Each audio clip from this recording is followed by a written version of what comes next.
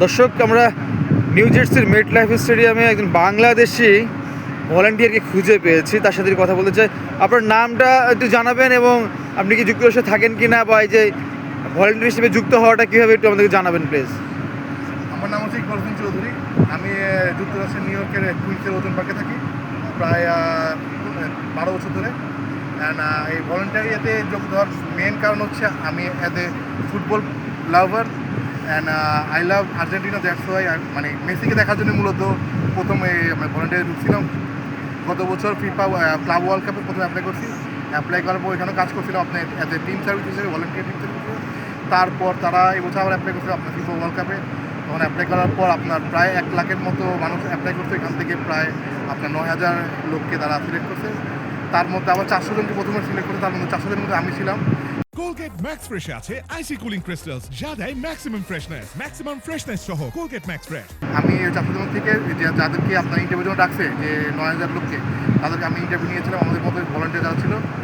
আর এটা আসলেই একটা মানে গ্রেট এক্সপিরিয়েন্স, কারণ এত বড় একটা টুর্নামেন্টে সংযুক্ত হতে পেরে নিজেকে আসলে অনেক গর্বিত বোধ করতেছি।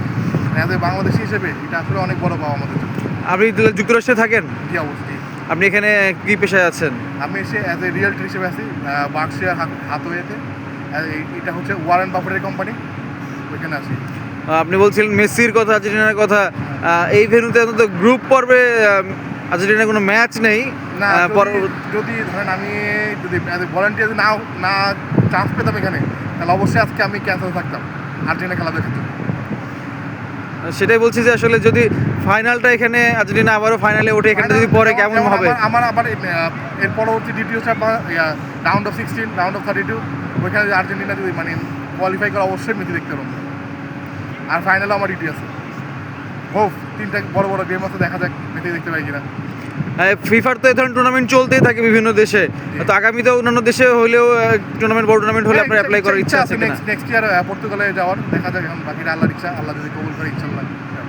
তো আপনি এখন যেহেতু বিশ্বকাপের দায়িত্বে আছেন, হয়তো বা ছবি সোশ্যাল মিডিয়ায় পোস্টও করা হচ্ছে, বা পরিবারের সবাই দেশের অনেকে জানে, তারা আপনাকে কীভাবে আসলে তারা বিষয়টা কীভাবে নিচ্ছে, কতটা আপনাকে সেলিব্রেট করছে আপনার সাথে? তারা আসলে অনেক এক্সাইটেড, কারণ এটা মানে এত বড় একটা টুর্নামেন্ট। মানে আমরা বাঙালিরা যখন ওয়ার্ল্ড কাপ আসে, তখন তো মানে দুইটা ভাগ হয়ে যাই আমরা, একটা হচ্ছে আর্জেন্টিনা, একটা ব্রাজিল।